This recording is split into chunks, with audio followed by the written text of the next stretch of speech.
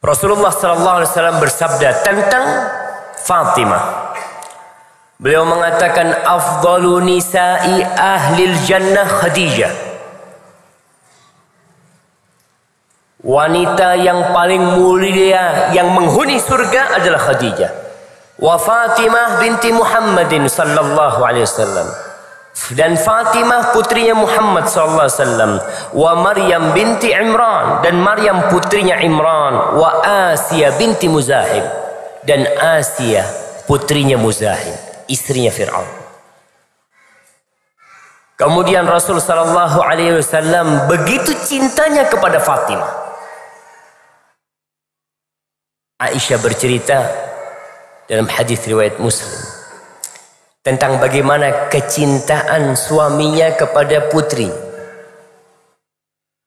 Kata Aisyah radhiyallahu taala anha, ma raaitu ahadan kana ashbaha kalaman wa hadithan bi Rasulillah sallallahu alaihi wasallam min Fatimah. Aku tidak pernah melihat seseorang yang lebih mirip cara ngomongnya, cara berbicaranya dengan Rasulullah sallallahu alaihi wasallam daripada Fatimah. Nggak ada. Fatimah itu kalau ngomong seperti abahnya, seperti Nabi Muhammad sallallahu alaihi wasallam. Wa kanat idza dakhalat alaihi, dan apabila Fatimah datang menjumpai Rasul sallallahu alaihi wasallam di rumahnya, qama ilaiha, maka Rasul sallallahu alaihi wasallam berdiri menyambut Fatimah. Warahaba faqabbalaha, dia mencium Fatimah dan menyambut kedatangannya. Wa kadzalika kanat hiya tasna'u bihi, dan kalau Nabi alaihi wasallam berkunjung ke rumahnya Fatimah pun berdiri menyambut abahnya dan mencium abahnya, kemudian menyambut kedatangannya. Subhanallah. Ini Fatimah adalah putri manusia terbaik di muka bumi.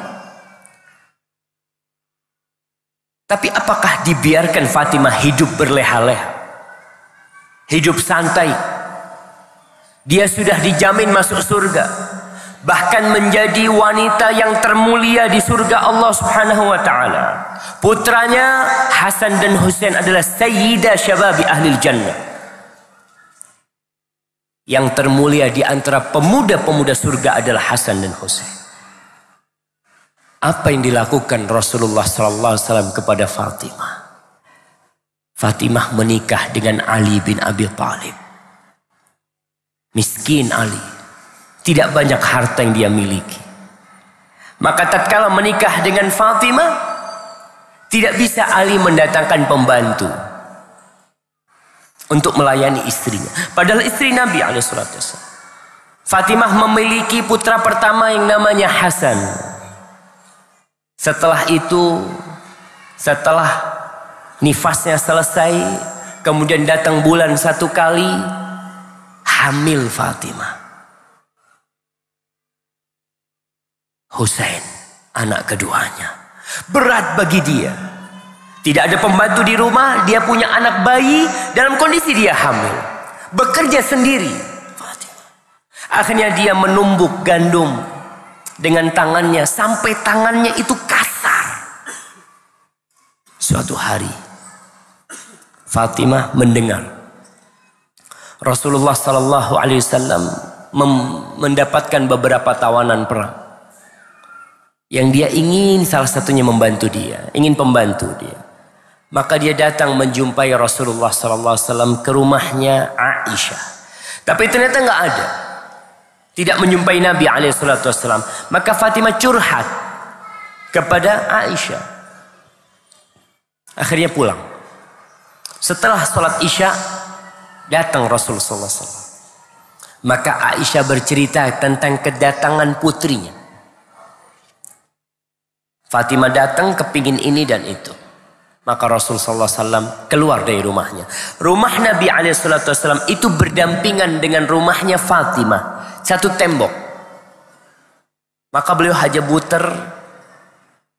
Diketuk pintu rumahnya Fatimah. Kemudian beliau diizinkan masuk. Ternyata Fatimah bersama Ali sedang rebahan di atas ranjangnya. Mereka mau bangun.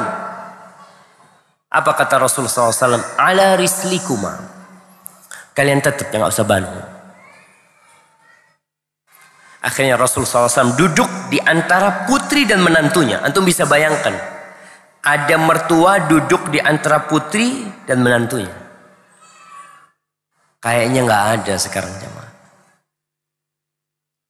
Ali menceritakan, aku mendapatkan dinginnya kaki Rasulullah SAW di dadaku. Karena dia di tengah situ. Apakah Nabi memberikan pembantu kepada Fatimah? Karena kita lihat sekarang wanita-wanita sekarang ini Masya Allah tangannya alus-alus semuanya. Bahkan kasar sedikit langsung perawatan. Nah, duit suaminya buat perawatan. Iya Ustaz, perawatan ini kan untuk suami juga. Nah, betul. Wanita-wanita sekarang ini lebih lama di depan cermin daripada di depan Al-Quranul Karim. Ana melihat kelakuan wanita karena istri ana wanita, anak-anak ana ada yang putri, ana punya kakak adik semuanya wanita. Jadi anak-anak tahu subhanallah. Kadangkala itu duduk bersila di depan cermin. Ana ngomong ngapain ya di sini? Oh ternyata ada bahan-bahan yang harus dipakai untuk memoles dirinya. Itu terjadi. Rasul sallallahu alaihi wasallam melihat Fatimah, beliau tidak mendatangkan pembantu. Beliau mengatakan kepada putri dan menantunya, dan beliau tidak menyuruh menantunya untuk bertanggung jawab. Mengatakan, Ali kau tanggung jawab, kau harus cari itu pembantu. Ali miskin, tidak mampu. Maka Rasul sallallahu alaihi wasallam, Masya Allah, dikasih apa ini? Jazakallah khair. Ana izin minum dulu jemaah.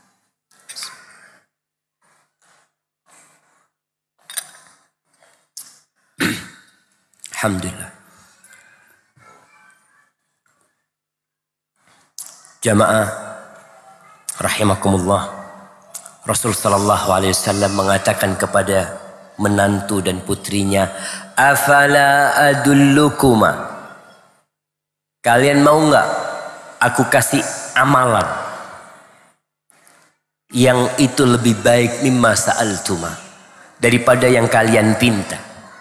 Ali bin Abi Thalib mendukung istrinya untuk minta pembantu. Karena dia nggak mampu, dia tahu diri.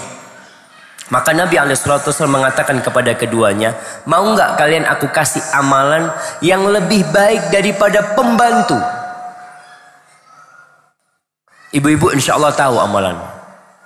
Tapi ana mau kasih hadiah bukan kepada yang tahu amalannya, tapi yang selalu mengamalkannya. Masya Allah Ustaz, riak itu Ustaz. Ana nggak mau angkat tangan. Tapi ala kulihan, maka nggak ada hadiah.